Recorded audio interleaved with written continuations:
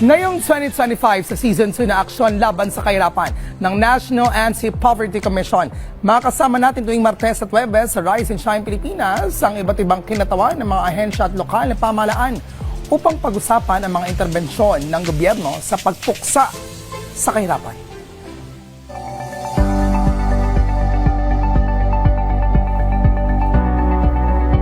Sa ating bagong season, tututukan natin ang convergence o ang pagsama-sama ng mga programa at stakeholders sa patuloy ng pagpapaunlad ng mga komunidad at pamayanan.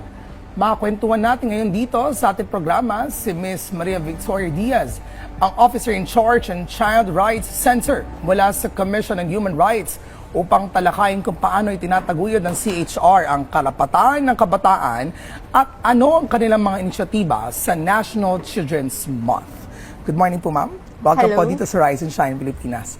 Okay, isa sa mga pinaka-vulnerable or vulnerable sectors ang kabataan. Sa pagtatasan ng Commission on Human Rights, we want to know ano-ano ang mga pangunahing suliraning kinakaharap ng kanilang sektor at ano-ano ang mga interbensyong inihain ninyo upang maibsan ang mga epekto nito. Una, magandang umaga, Prof, no? At magandang umaga sa lahat, no? Yung Komisyon sa mga Karapatang Pantao or CHR ay katuwang or kasama ng mga iba't ibang ahensya ng gobyerno ay kumikilos nga, no, para maproteksyonan ang mga karapatan ng mga bata. Okay. Lalo na ngayon, Children's Month, no? So, isa sa mga pinaka-problema talaga ngayon ng mga batang Pinoy ay yung mga karahasan na nangyayari sa laban sa kanila. Okay. So, ngayon, yun isang pinakamaigting na suliranin ay yung karahasan or exploitation, no, sa digital world or sa online. So yung tinatawag natin na OSAEC, no, at SESAEM yun. OSAEC, ito ay online sexual abuse and exploitation of children. So nangyayari nga to online. Pangalawa ay marami pa rin nangyayaring karahasan sa loob ng kanilang bahay, sa komunidad. At syempre yung access to education, meron rin tayong problema dyan, no? Tapos yung mga iba ay, kagaya ng mga ibang problema ng sambayan ng Pilipino, baka, iba pang mga karahasan nga na nangyayari, lalo na ngayon sa digital world or sa cyberspace. Okay. Of course, you've collected many scenarios about doon sa iba't ibang klase ng exploitation, abuse, violence, lalo sa mga bata. Yung interventions po dito, kamusta po yung naging reception afterwards nung inyo pong natulungan or after po nun ay nagkaroon ng pagbabago sa buhay ng batang yun? Yun siguro isang pagbabago ngayon, parang mas madali na magsumbong yung mga bata. Kasi yun una, may awareness raising campaign on the impact ng OSAEC, no? So, tapos meron rin yun sa mga barangay, no? Barangay, sa mga iba't ibang pamayanan, at sa social media mismo, ginagamit ito or sa media. Kaya lang kulang pa. Kaya yung panawagan ng CHR nga, mas ang tawag natin, sustain, no? Sana tuloy-tuloy. Hindi lang ngayon Children's Month, yung ating pagtugon sa mga karahasan na natatamasa. Araw-araw may karahasan. Minuminuto. Kaya yung ating yung nakakatuwa kasi yung mga local enforcement law enforcement agencies ay nagsusubok rin talaga na parang on-call lagi, no? At yun ang tinatawag natin, we're capacitating them. No, talaga na angkop yung kanilang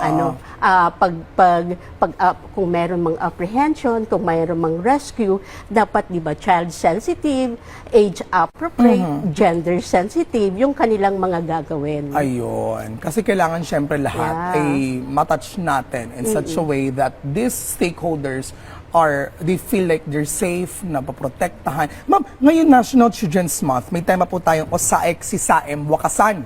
Kaligtasan, karapatan ng bata, ipaglaban. Naglabas po tayo ng panawagan upang paigtingin yung kampanya po laban sa online sexual abuse and exploitation of children, just like what you've mentioned kanina, and yung SESAEM or yung Child Sexual Abuse and Exploitation Materials. What are the programs na inyong inihain po ukol dito at ano ang mga maaring gawin po ng inyong ahensya sa mga biktima upang maging beneficiary po nito? Meron po kaming kalalabas na ang tawag namin human rights situationer on this Okay. particular Ang ganda. subject. Oo. Nakalagay doon yung aming mga key findings at ang Okay. aming mga rekomendasyon sa lahat ng ahensya ng gobyerno. Okay. So parang sinasabi nga na nakakalimutan ng iba kasi alam mo prop yung perpetrator sa usaping ito most of the time parents and relatives, no? Nako. So ang hirap pag ganyan kasi yung Sa loob ng bahay. yung loyalty ng bata, yung trauma, at minsan di nila alam na labag na pala sa batas yun at yung long-term effect ng OSAE. Oh. Kaya ang sinasabi natin ngayon na sana may mga interventions, no? Okay. Halimbawa, yung mga nare-rescue, mga biktima ng mga OSAE, merong comprehensive program, Okay. no? Sa barangay pa lang, no? Tapos yung mga stopgap measure. Pero yung panawagan natin nga na dapat long term. So ang ugat ng OSAEC ay kahirapan. So Okay. ang kailangan tugunan ay yung ugat ng problema, 'di ba? So sana may mga programa, livelihood projects para dito sa mga batang apektado. Pangalawa, meron kami nung tinatawag sa CHR na ginagawa namin. In fact, kagagaling lang namin sa Pasig kahapon, no. Yung tinatawag namin Kabataan Karapatan Caravan. Ay, ang ganda. KKC. Yeah, Oh. ini-empower natin yung mga bata, no, na para alam nila yung karapatan nila, paano sila magsusumbong, saan sila magsusumbong. So yun yung isa. Tapos Ilang schools na po yun? Naabot po ninyo Oo, doon? ginagawa siya ng mga regional offices Okay. namin. Hindi lang tuwing Children's Month. I understand it started in 2018. Oo, Okay. oo. So, itong tawag namin Kabataan Karapatan Caravan. Mm-hmm. Kasi at the end of the day, kailangan i-empower yung mga bata to say no Okay. kahit sa kanilang mga magulang. At kahit na hindi, kasi minsan may kultura, prop, na sinasabi na okay lang ang USAEC dahil hindi naman nahahawakan yung bata. Mm-hmm. Hindi naman siya nare-rape. No? Pero nakakalimutan yung long-term effect. At once Oo. na nalagay na yan, di ba, sa digital world or sa cyberspace, forever na nandyan na yan. Saka yung batay sa aming pag-aaral, sa nabanggit ko kanina, ang haba nung yung trauma talaga na Okay. dinadaanan. Oo naman. At kailangan talaga ng psychological intervention. dyan. Yes. Oo. Mahirap yun eh. I mean, I'm a professor and I've seen students who sometimes can open up and sometimes kahit sabi masaya sila, sa bawat likod ng kanilang mga mata yung danas. No? And good thing that we have this na sana patuloy na ma-address para sa maraming mga stakeholders natin.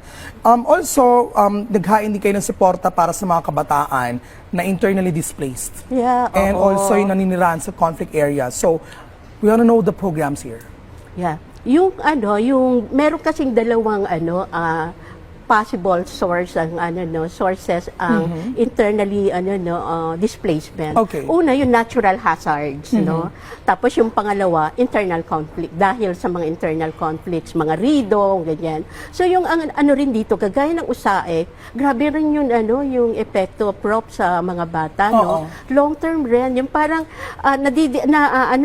natitigil yung kanilang pag-aaral. No, almost every year nagpupunta kami sa Marawi and unfortunately hanggang ngayon hindi pa talaga totally yung mga karamihan ng mga Okay. displaced kahit na hindi children, yung buong pamilya nasa temporary shelter pa rin. So Okay. parang pag alam mo naman prop kung temporary shelter Oo. yan. So yung mga karahasan rin, Yes. walang tubig, walang ilaw, tapos yung mga bahay, walang Oo. privacy. Yung iba pa nga, prop, ang kinocomplain ng mga bata, sadlak sa social snake bites, services, yung wala. mga ahas. May mga ahas Okay. kasi hindi naman talaga sila malayo. Hindi conducive para tirahan. Hindi conducive para sa isang bata Pamilya. or Oo. isang tao na nandun sa kanyang development stage, no. So, ano namang ginagawa ng CHR? So, sinasabi namin kailangan yung compensation Okay. ng mga displaced children or ng family ay may bigay. Pasimplihin yung Masustain proseso. din, oo. Kasi mahirap po yung magproseso. Hanapan kang birth certificate.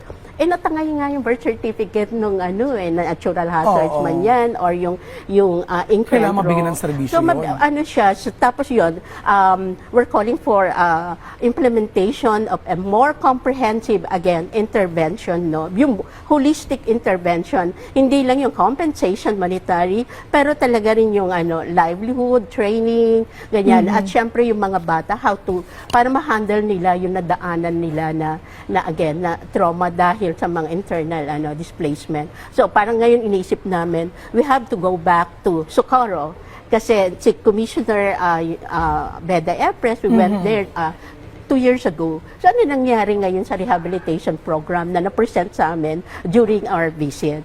So kailangan ng constant monitoring pa Okay. rin, parang ensuring that the government is doing its commitment to rehabilitate these places. Napakaganda ng sustainability, ma'am, na hindi po nabanggit Yeah. kanina. And the convergence, of course. Malugod kami nagpapasalamat po sa inyong suporta. Kahit namin kayo muling tumutok sa ating programa sa Direct ng Webes at samahan nyo kaming umaksyon laban, sa kahirapan.